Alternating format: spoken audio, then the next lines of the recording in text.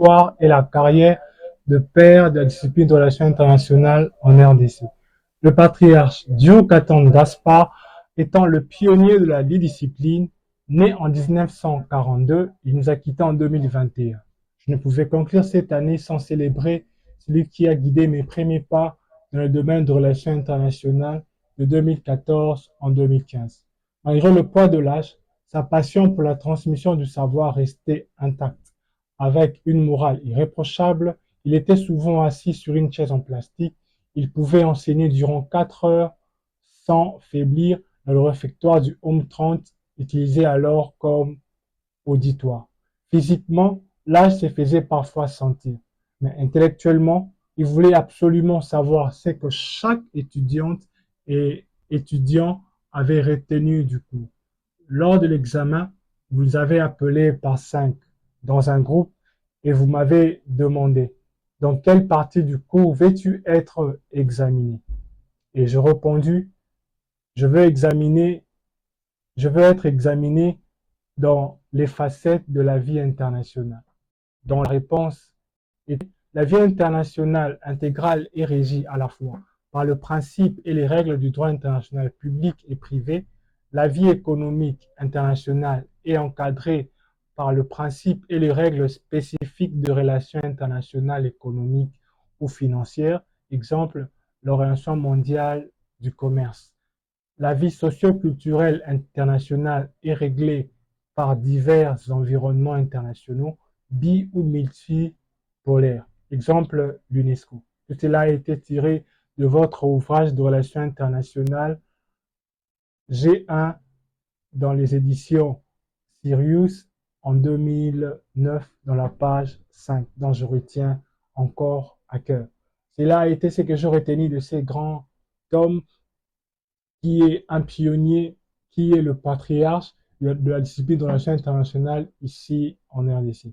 Nous allons suivre les interventions de certaines personnes qui vont d'abord présenter ce qu'a été Diocatan Gaspard et deuxièmement, nous allons suivre aussi une personne parler de la, qui va parler de la contribution scientifique et même parler de l'héritage durien ou duricien.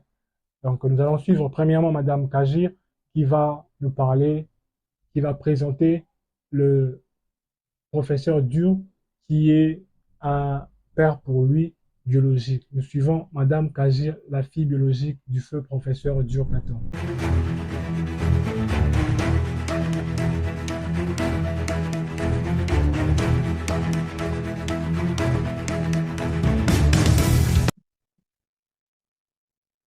Et le fait de m'associer à ce grand jour, c'est pas toujours facile de parler de son père biologique. Ça évoque beaucoup de souvenirs, mais on est très fiers de notre père. Mesdames et messieurs, à vos titres et qualités respectifs, je vous salue. Le parcours du professeur Diocatan Gaspard a été non seulement fructueux, mais également riche et exemplaire. Il est né à Mensonge le 12 septembre 1942 dans la chefferie de Kaninchin, territoire de Lwilu, district de Cabinda, province de Lomami. En ce qui concerne son parcours universitaire, le professeur Dur a eu à faire des études générales en relations internationales avec comme domaine de spécialité politique internationale, les organisations internationales, le système de sécurité internationale, les problèmes de développement des pays du tiers-monde et la coopération internationale. En 1972, il obtint sa licence en sciences politiques et diplomatiques à l'Université nationale du Zaïre, en sigle UNAZA, campus de Lubumbashi en RDC. En 1977, Il obtint son diplôme en sciences politiques et relations internationales à l'Université de Madrid en Espagne. 5 ans plus tard, en 1979, il eut son doctorat en sciences politiques et relations internationales à l'Institut de hautes études internationales de Genève, en Suisse. En ce qui concerne son cursus académique, dans cette dernière, il a eu sa première étape et à l'Université de Kinshasa, c'était sa deuxième étape. Ainsi, en 1972, il fut retenu assistant d'enseignement. En 1977, il est nommé chef de travaux. En 1979, après avoir obtenu son diplôme de doctorat, il fut nommé professeur associé. 11 ans plus tard, en 1990, il fut nommé professeur full. En 1994, soit 4 ans après, il fut nommé professeur ordinaire. En 2019, après avoir longtemps contribué à la formation de la jeunesse congolaise et promoteur de plusieurs thèses de doctorat, il sera nommé professeur émérite, grade qu'il conserva jusqu'à sa mort. Durant sa carrière plutôt, il a promu plusieurs docteurs, devenus aujourd'hui des éminents professeurs. Évidemment, le cas de son aîné, le professeur Bioya Matuku, d'heureuse mémoire, suivi du professeur Kadoni Ngouai, du professeur Boulaï Mungita, du professeur Bongi Efonda, du professeur Chimpe, pour ne citer que ceux-là. Concernant les distinctions honorifiques, le professeur Diour a eu plusieurs distinctions honorifiques, dont celui du chevalier de l'Ordre national du Léopard et celui du citoyen d'honneur de l'État de Nebraska aux États-Unis. Concernant les fonctions exercées, sur le plan académique, le professeur a presté non seulement à l'Université de Lubumbashi, mais aussi celui de Kinshasa comme prof à temps plein et comme professeur visiteur à l'UPEN, UPC et UNIKIS.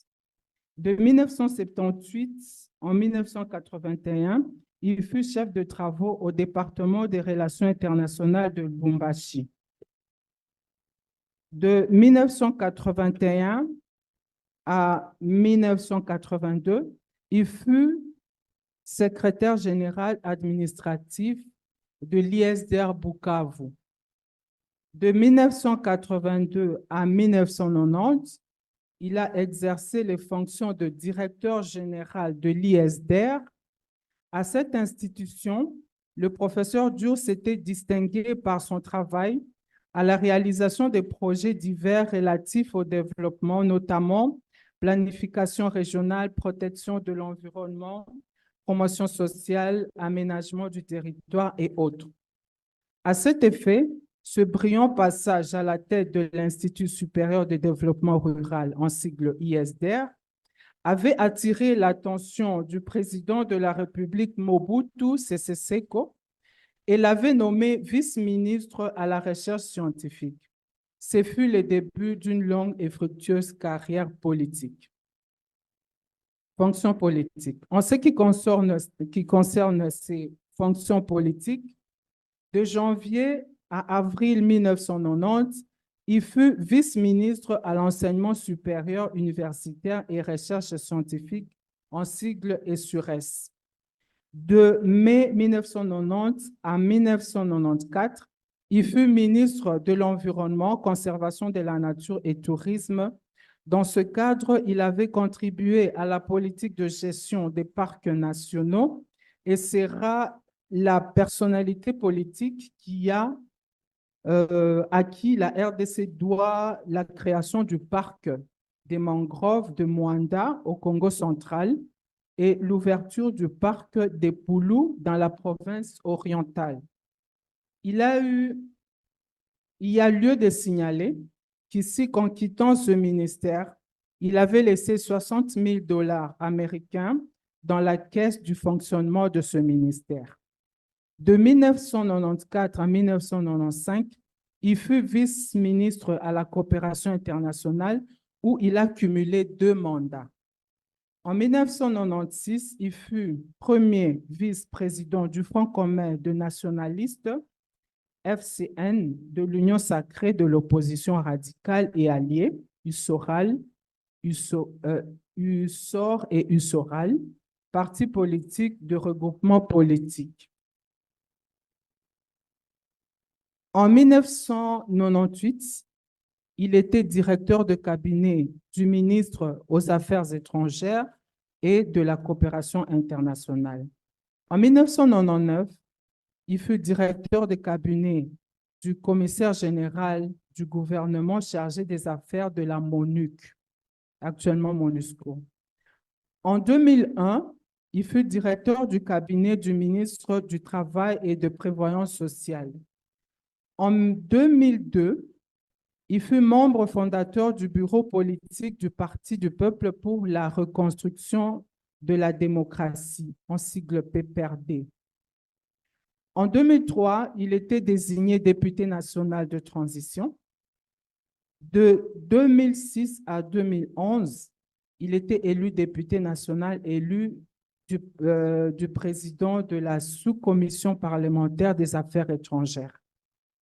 En 2013, il fut membre du conseil d'administration de LAC, Ligne aérienne congolaise.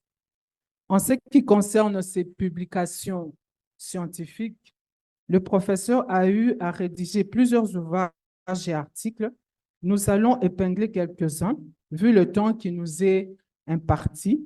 Nous citons ses dernières publications telles que Études de la galaxie politique humaine, politique étrangère de grande puissance, Histoire des relations internationales de 1945 à nos jours, Relations internationales, Introduction générale, Glossaire de grands problèmes politiques internationaux contemporains, les organisations internationales, les nouveaux États en relations internationales, la protection des droits de l'homme par les organisations internationales à vocation universelle, Avatar et pérennité du partage colonial de l'Afrique centrale, cas de la mobilité de la population à la frontière orientale du Zaïre, la problématique de droit des États du tiers-monde dans les relations internationales, théorie et pratique du dialogue nord-sud dans le Moyen en Afrique,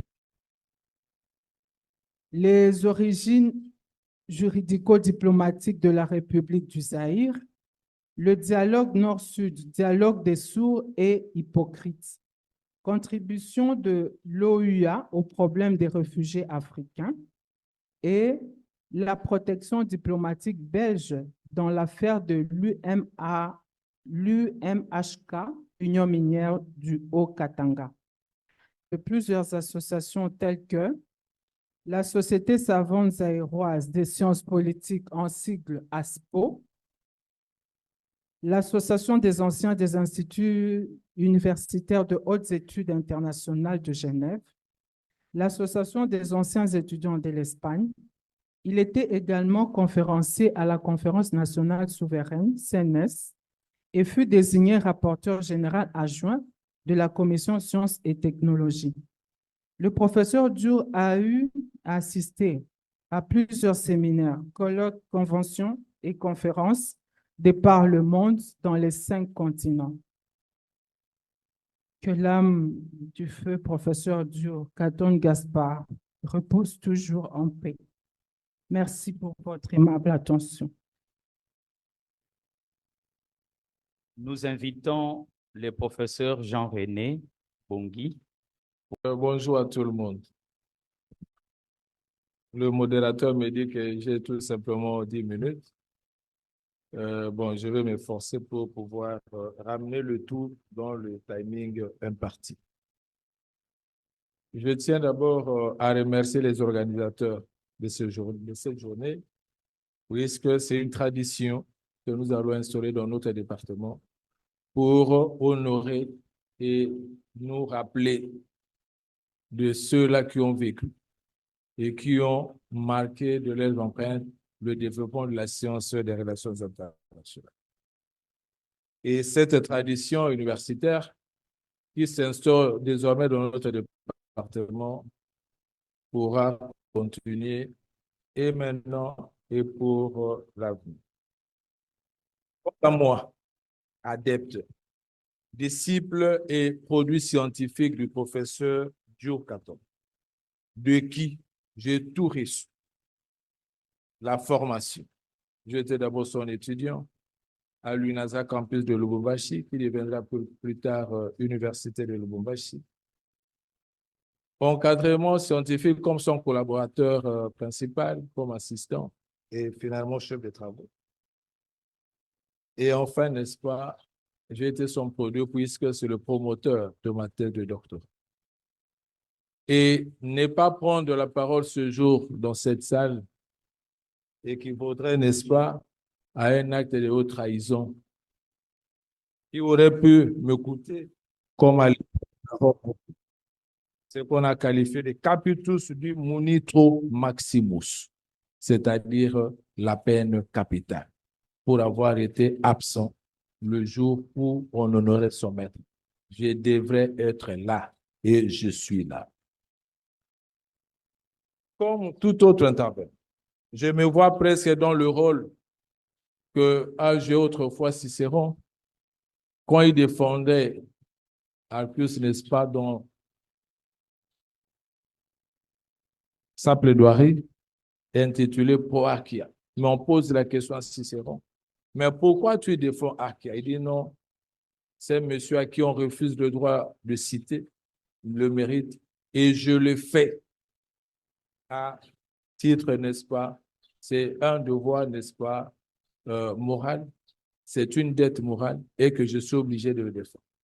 Or, aujourd'hui, je ne viens pas défendre le professeur Diouf, mais je viens donner, n'est-ce pas, comme témoignage de ce que nous puissions appeler désormais l'héritage diurien ou diuricien, c'est-à-dire nous de l'école de Diouf, c'est ça notre héritage. Et nous allons nous combiner avec les autres qui sont avec nous dans la chair pour qu'on ne dise pas que nous avons imposé. Nous allons parler de l'héritage diurien ou alors diuricien que nous avons.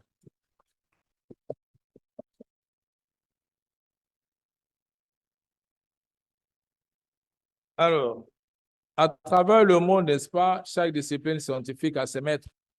Et non République démocratique du Congo, nous avons connu un de nos maîtres, le professeur Diouf, qui déjà vers les années 70 s'est fait remarquer, comme cela venait d'être dit tout à l'heure, comme obtenir son doctorat. Et pour comprendre l'apport du professeur Diouf, nous devons quand même relever le fait que c'était d'abord un nationaliste, un réformiste, et qui déjà à l'époque du MPR Parti État était parmi les jeunes professeurs qui se sont démarqués, qui avaient le courage de rendre, n'est-ce pas, public leurs réflexions. Et à cette époque-là, n'est-ce pas, le professeur Diouf avait déjà commencé à publier. Et que quand nous arrivons vers les années 90, n'est-ce pas, dans un monde en constante évolution, notre discipline, dit le professeur Diouf, doit trouver des réponses aux multiples phénomènes internationaux contemporains comme le terrorisme, les mouvements de population, la criminalité transfrontalière, la gouvernance mondiale, la pauvreté, la nouvelle guerre froide, la course aux armements, les conflits armés et surtout les conflits de type nouveau en relations internationales qu'on qualifie de guerres fauves, identitaires, claniques, moléculaires ou des crises humanitaires complexes. Que devrons-nous retenir sur le plan théorique quant à l'apport du professeur Diouf dans notre science? Nous pouvons dire que l'approche théorique du professeur Diouf tournait autour de la démocratisation des relations internationales, où on devait laisser aux nouveaux États en relations internationales la liberté de choisir leurs partenaires, leur régime politique. leur type de gouvernement, n'est-ce pas? Et en même temps, il prenait quoi? L'autodétermination des peuples. Et plus tard, le professeur Diou va constater que nous sommes dans un monde où parfois l'inégalité est consacrée même par des textes qui sont adoptés par l'ensemble de la communauté internationale.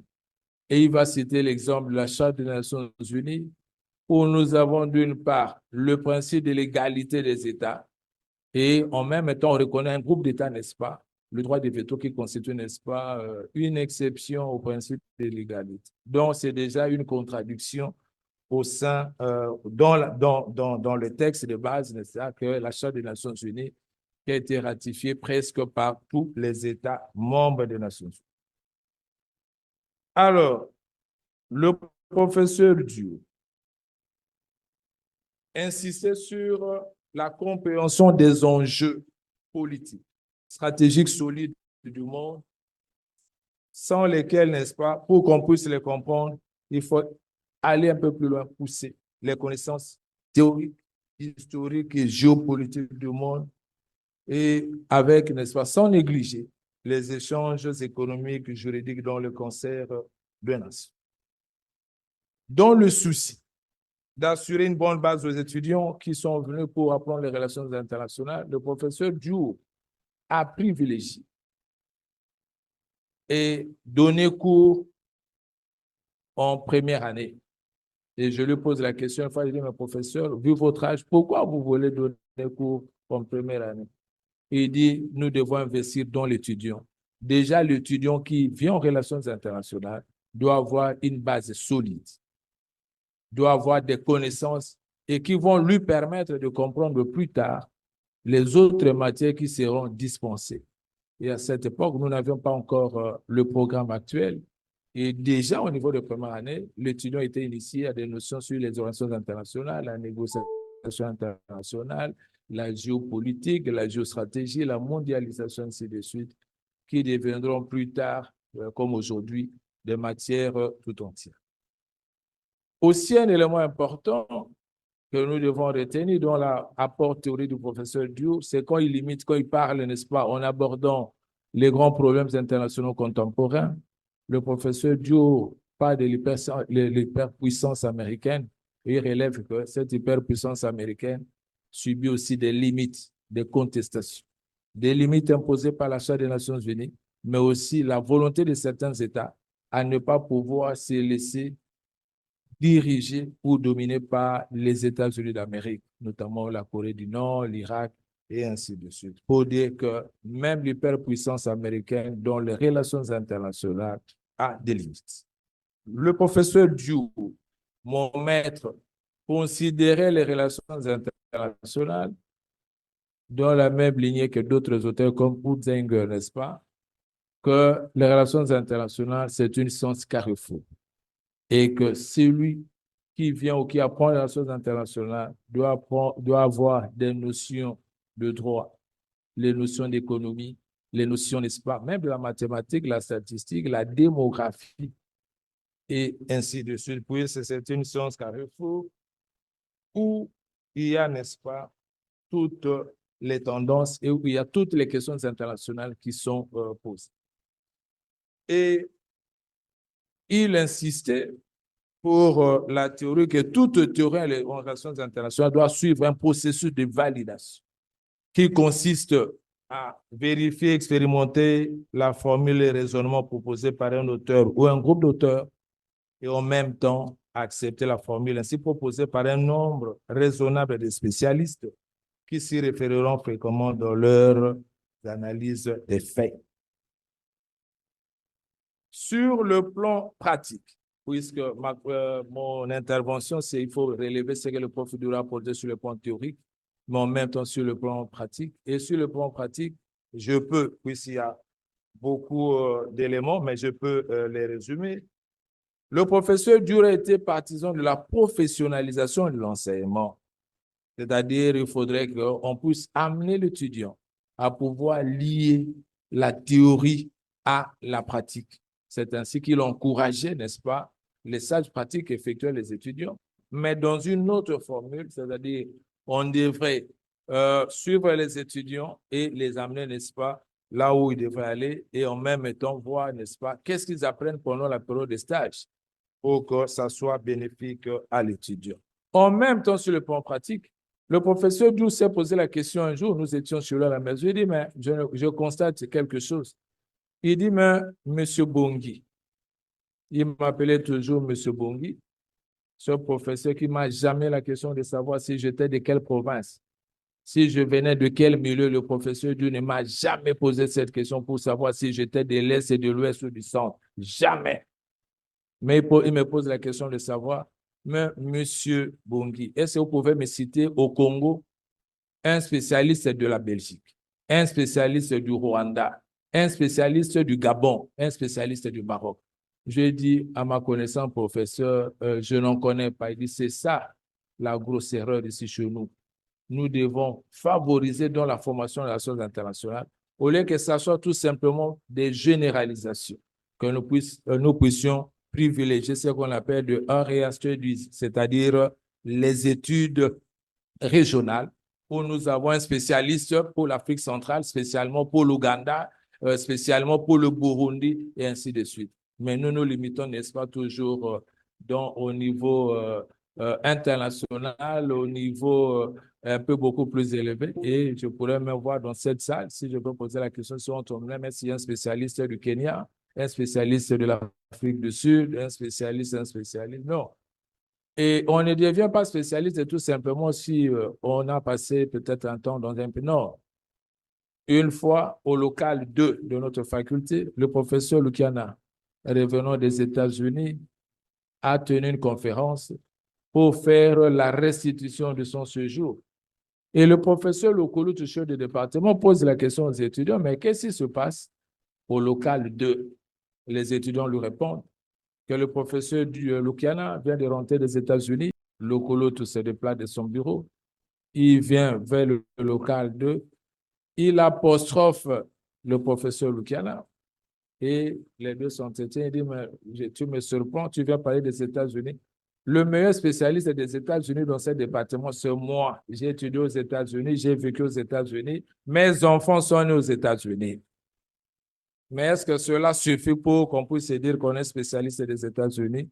C'est encore une question qu'on peut se poser. Sur le plan pratique, le professeur Dio se posait encore la question de savoir, mais nous avons un centre d'études en relations internationales, CCRI, qui aurait dû être, n'est-ce pas, un instrument conseil du gouvernement en matière de relations internationales. Mais est-ce que, M. Bongui, tu peux me dire quels sont nos étudiants qui effectuent leur stage au CCRI, au Centre d'études en relations internationales? Oui, c'est ça. C'est là où les étudiants devraient aller. Et surtout ceux qui préparent leur mémoire de DEA ou thèse de doctorat, c'est là où ils devaient aller, au Centre d'études en relations internationales. Malheureusement, il n'y a que les membres de ces centres-là qui sont dans la salle qui pourront peut-être nous donner la question. Peut-être l'ancien chef de département a une idée sur le fonctionnement du CCRI. Alors, un peu plus loin encore, le professeur Dio, sur le plan pratique, a dit, mais M. Bongui, il y a un problème. En ce qui concerne les TEPS et mémoires. Tous les mémoires, tous les TEPS du département des relations internationales ne tournent que sur la MONUC devenue MONUSCO, sur l'ONU, sur le droit de veto, sur le principe de l'égalité. Est-ce qu'il n'y a pas d'autres matières que les étudiants peuvent explorer pour préparer leur TEPS et mémoire? Il dit non, mais ça, c'est pour question de facilité, où on peut prendre parfois peut-être des travaux déjà rédigés sur la MONUSCO, sur ce, et ainsi de suite. C'est ainsi qu'il a dit, non, mais il y a quand même des matières. Nous avons la gouvernance mondiale, nous avons la négociation internationale, il y a des problèmes de stratégie, il y a l'ajout des États et des organisations internationales dans le système international lui-même, les internationales, le rôle même des religions sur les structurations des États sur la scène internationale. Et là, on est très content qu'on ait introduit le cours des relations internationales culturelles. Et je crois que le vice-doyen qui est titulaire de ce cours pourra proposer à des étudiants des thèmes pour que nous puissions sortir des sentiers battus et pour que nous puissions innover dans le domaine des relations internationales. Et en même temps aussi, le professeur Diour quand il pose son examen, sur le plan pratique toujours, à nous tous, il nous distribuait le corrigé. On lui pose la question, mais professeur, pourquoi vous faites un corrigé? Il dit, mais vous êtes nombreux, chacun son point de vue. Et que les étudiants, en répondant, n'est-ce pas, à mon examen, c'est mon point de vue, le point de vue du professeur Dio. C'est pourquoi je vous fais un corrigé pour éviter, n'est-ce pas, qu'il y ait des divergences, que la cotation, on a donné 5 à l'un, l'autre correcteur donne 6. Il dit non, je vous fais un corrigé. Et ce qui est encore beaucoup plus intéressant, le CT Kabouya est là. Il y a aussi, n'est-ce pas, un autre ami, Alengue. Les corrections des travaux des TFC se faisaient chez le professeur Dio à la maison. Personne d'entre nous ne pouvait amener les copies chez lui à la maison pour aller les corriger. On pose la question au professeur, mais est-ce que c'est une crise de confiance? Il dit non, non, non, c'est pour moi une façon de vous protéger. Je vous protège. Et que quand les étudiants présentent une interrogation ou un TP, tous les papiers, on les met dans le véhicule du professeur Dio, devant les étudiants. Il dit, je le fais pour vous protéger. Je n'aimerais pas que les étudiants me disent que voilà, c'est tel autre, n'est-ce pas, qui est en train de... Alors, dernier point, sur le plan pratique, le professeur Dio, bien qu'étant malade, je dis bien qu'étant malade, vous savez, les soins médicaux du professeur Dio lui ont coûté beaucoup d'argent. Et quand nous avions fait des démarches pour qu'il puisse aller en Europe, quand il obtient son visa, mais avant de partir, le professeur Dur avait consenti des efforts financiers pour construire ce que lui-même appelait le Panthéon, c'est-à-dire une bibliothèque. Il a dit, je sais qu'il se pose un problème de documentation. Pour vous tous et pour ceux qui viendront après vous, je vous construis une bibliothèque et venez pour que vous puissiez faire vos recherches ici au lieu d'aller, n'est-ce pas? À l'époque, on n'avait pas encore développé comme aujourd'hui. Quelqu'un peut aller sur Google, quelqu'un peut aller sur les copies. Non, non, c'était il faut aller puiser, n'est-ce pas, dans les ouvrages. Voilà, j'espère que je n'ai pas débordé. Alors, quelle pourrait être ma petite conclusion ce jour? Comme auteur et partisan de l'école réaliste, le professeur Dio et d'autres se sont attachés à une conception originelle de la souveraineté qui ne peut être limitée que par la volonté des États à travers ces engagements, à travers les engagements internationaux.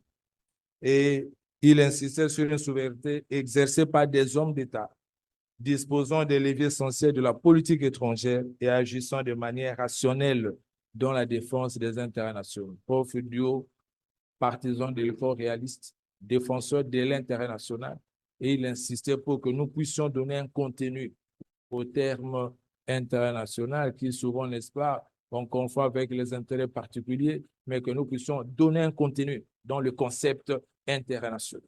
Et en même temps, l'évolution, n'est-ce pas, s'agissant d'autres problèmes, notamment comme l'intervention humanitaire, n'est-ce pas, il s'est exprimé, il a dit non, voilà, la souveraineté des États n'a été absolue qu'en théorie et qui a toujours désigné, c'est un idéal.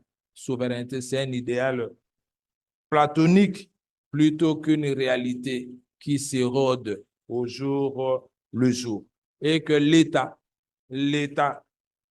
qui perd du coup la protection de la souveraineté, ipso facto, le droit de ne pas subir d'intervention extérieure en même temps que les États tiers bien intentionnés gagnent le droit de pouvoir intervenir.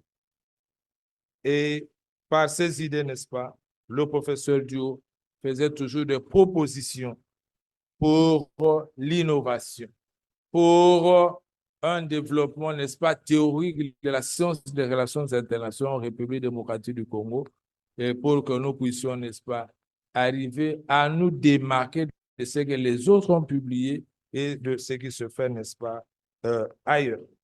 Alors, cet homme, cet humaniste, n'est-ce pas, bien que rigoureux, le professeur Dio, j'ai oublié de soulever cet élément important, luttait contre la pratique des petits papiers qu'on appelle souvent, n'est-ce pas, des recommandations. Il nous disait, je crois que les amis peuvent témoigner, il dit, mais on amène des noms pour recommander certains étudiants. Et les ordonnances, voilà, Serge me dit, ajoute un terme intéressant, il dit les ordonnances. Alors, quand une ordonnance, on doit pour une prescription médicale pour un malade, Mais l'étudiant pour qui vous faites des ordonnances, est-il malade? Non, il a échoué. Et le peuple lui dit, mais si nous acceptons les ordonnances en faveur de certains étudiants et d'autres qui n'ont pas de soutien en relation ici à l'université, que deviendront-ils? Alors, dans ces cas, M. Bongui, je crois, les amis, vous déchirez, vous me déchirez, n'est-ce pas? Toutes ces ordonnances que les gens m'envoient, nous allons évaluer pour voir il y a combien de chèques. On dit, professeur, c'est indistinctement. Indistinctement, n'est-ce pas? 3 points à toute la proposition. Et c'est comme ça qu'on a toujours. Il dit, si vous le faites, vous aurez votre conscience tranquille. Mais si vous avez favorisé, celui qui n'a jamais assisté au cours, celui qui n'a pas répondu pour lui donner 19,5. Il y a des cotations fantaisistes ici, des 19,5. Même pour les DA, même pour des thèses de doctorat, 19,5. Alors que celui qui n'a pas un soutien, n'est-ce pas, se retrouve avec un 10 et 11. Et nous avions perdu beaucoup de meilleurs étudiants qui auraient dû être des assistants de chefs de travaux pour n'avoir pas bénéficié d'un soutien ou d'une recommandation. Et ils sont partis, n'est-ce pas? Ils sont très nombreux aujourd'hui en vie. Alors, en conclusion, je dirais que ériger un monument ou un buste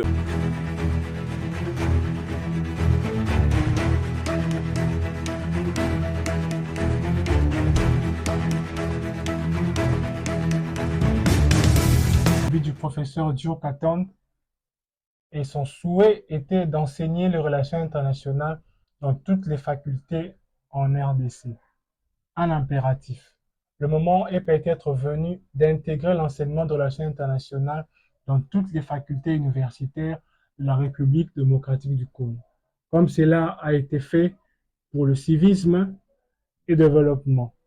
Cela semble pertinent car dans la vie professionnelle et active, les universitaires, on est toujours confrontés aux relations internationales. L'étude scientifique de relations internationales est complexe, tant dans sa dimension théorique que pratique. Il n'existe pas de approche unique qui permet de comprendre totalement de multiples facettes de questions internationales. Aujourd'hui, être politologue, sociologue, juriste, économiste et historien effleurent tous les réalités de relations internationales. De plus, dans leur pratique professionnelle, de nombreux universitaires issus d'autres disciplines se trouvent contraintes de s'y confronter bien qu'ils n'aient pas eu l'opportunité d'étudier cette matière à l'université ou dans des institutions techniques d'enseignement supérieur.